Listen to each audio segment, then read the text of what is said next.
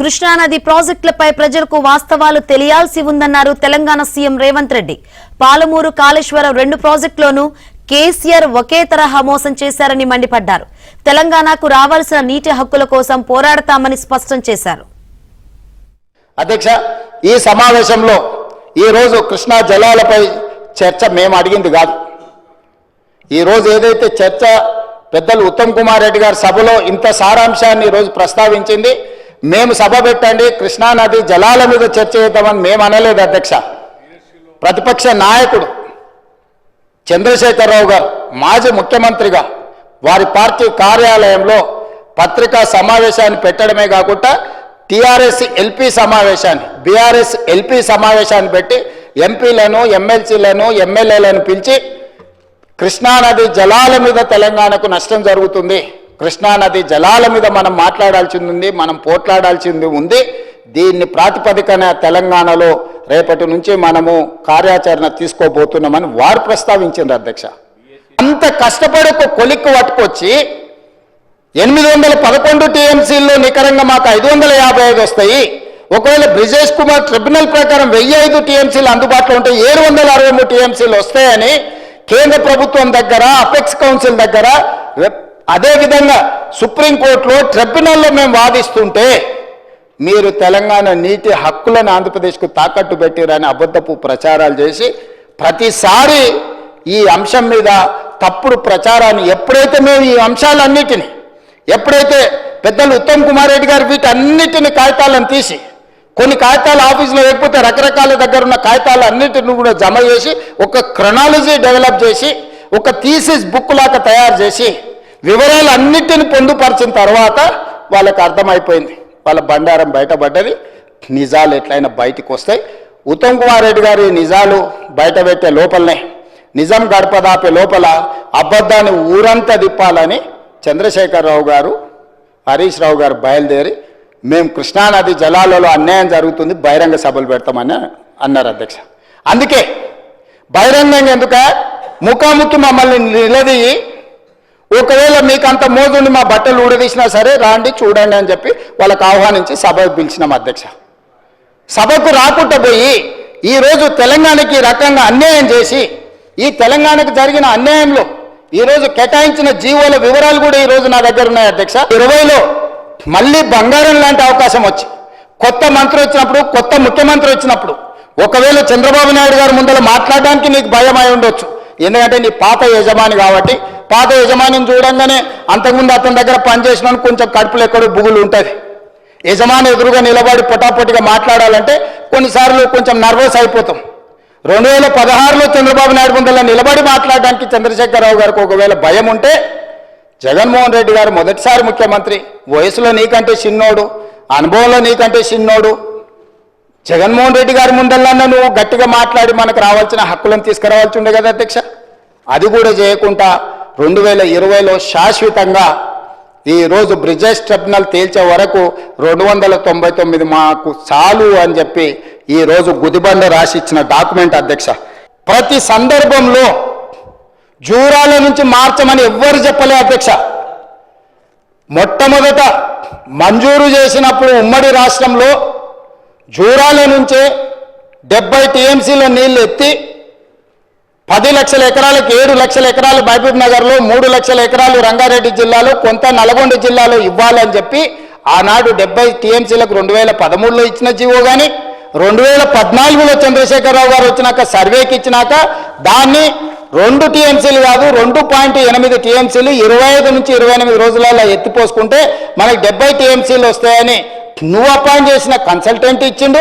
ఆ తర్వాత రిటైర్డ్ ఇంజనీర్లు ఎవరైతే మొట్టమొదటి రిటైర్డ్ ఇంజనీర్లు ఇక్కడ కట్టాలని ప్రతిపాదన ఇచ్చిండ్రో వాళ్ళందరూ 14 మంది కూర్చొని పదే చర్చించి, వాళ్ళు సాంకేతిక నిపుణులు అధ్యక్ష, వాళ్ళు ఇంజనీరింగ్ గ్రాడ్యుయేట్స్, రిటైర్డ్ చీఫ్ ఇంజనీర్లుగా, ఈఎన్సీలుగా, ఎస్సీలుగా తెలంగాణ ఉమ్మడి రాష్ట్రంలో తెలంగాణ హక్కుల కోసం పనిచేసిన అధికారులు అధ్యక్ష.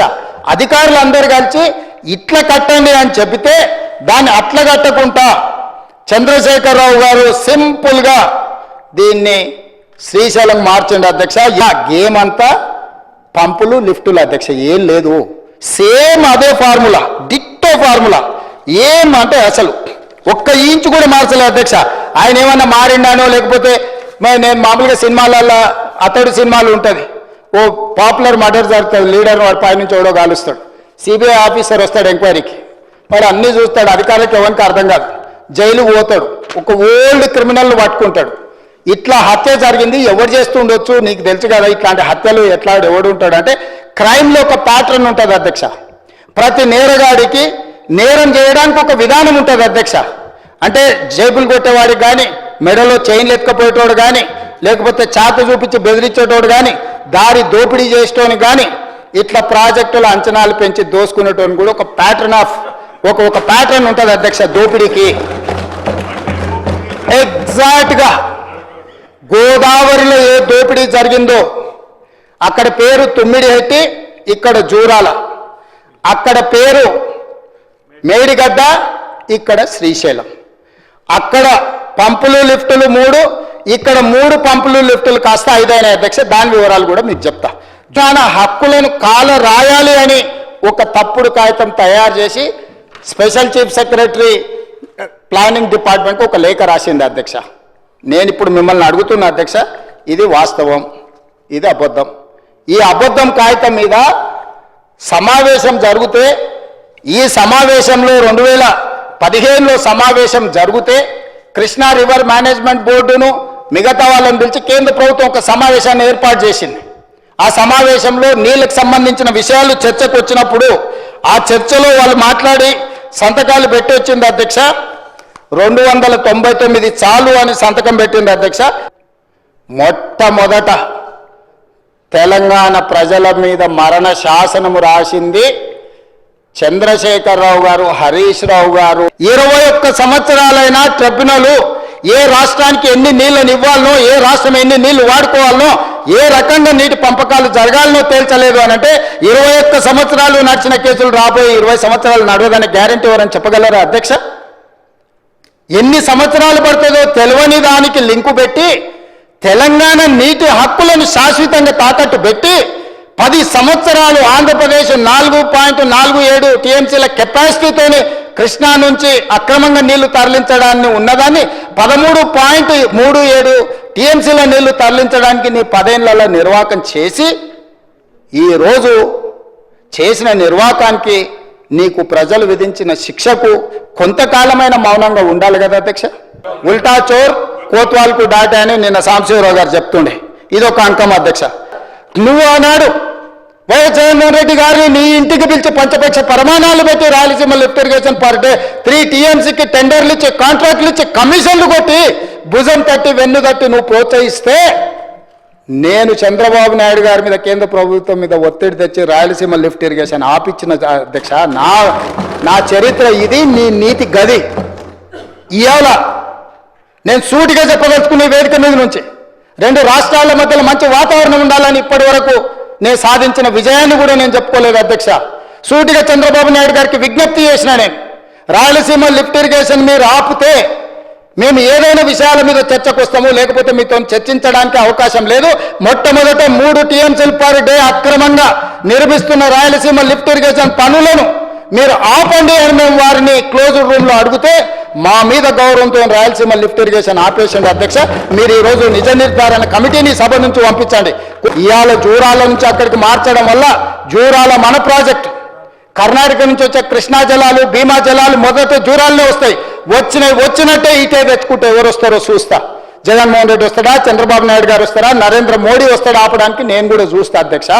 ఇవాళ శ్రీశైలంకు తరలించినందుకే అంతర్రాష్ట్ర ప్రాజెక్ట్ అవడం వల్ల ఈరోజు వాళ్ళు అభ్యంతరం పెట్టడం వల్ల జూరాలలో మనం పనులు చేసుకోలేని పరిస్థితి వచ్చింది అధ్యక్ష.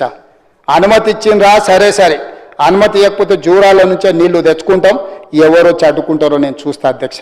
తెలంగాణ పట్ల, తెలంగాణ రైతుల పట్ల మా చిత్తశుద్ధిని ఎవడైనా ప్రశ్నిస్తే ఆయన తోలు తీస్తా అన్నాడు కదా అధ్యక్ష. తోలు తీయడమే కాదు, నాలుక కోస్తాం అధ్యక్ష. ఇంకేదైనా మాట్లాడు, ఇంకేదైనా విమర్శించు, మా చిత్తశుద్ధి, మా నిజాయితీ, మా నిబద్ధత పట్ల అడ్డగోలుగా మాట్లాడితే తోలు తీస్తా అన్న వాళ్ళ నాలుక కోస్తా అధ్యక్ష. స్పష్టంగా చెప్పదలుచుకున్నా. నేను ఆవేశంలో చెప్పినా, కోపంగా చెప్పినా, బాధతో చెప్పినా అర్థమయ్యేటట్టు చెప్పినా, అర్థం చేసుకొని చెప్పినా, ఏమి చెప్పినా నా ఆలోచన ఒక్కటే, ఈ తెలంగాణ ప్రజలకు మేలు చెయ్యాలి. దేవుడు ఒక గొప్ప అవకాశం ఇచ్చిన చిన్న వయసులో, ఇంతమంది నాకంటే వెల్ క్వాలిఫైడ్ ఎక్స్పీరియన్స్ సీనియర్స్ ఉన్నా కూడా దేవుడు నాకు ఒక గొప్ప అవకాశం ఇచ్చింది. ఇది ఆషామాషికి వచ్చే అవకాశం కాదు అధ్యక్ష. ఈ బాధ్యత దేవుడిచ్చిన బాధ్యతగా భావిస్తున్నా అధ్యక్ష. ఈ కుర్చీలో ఉన్నంత కాలం చిన్న తప్పు కూడా తెలంగాణకు నష్టం వచ్చే పని చేయను అధ్యక్ష. ఇది దేవుడి మీద ఆన. ఎవడో తాడు పొంగడం లేనివాడు మాట్లాడితే కాదు అధ్యక్ష. నా బాధ్యతగా భావించి తెలంగాణ ప్రజలకు చెప్తున్నా, దేవుడి మీద ఆన, తెలంగాణ ప్రజల హక్కులకు భంగం కలగనివని నేను ఈ కుర్చీలో ఉన్నాను.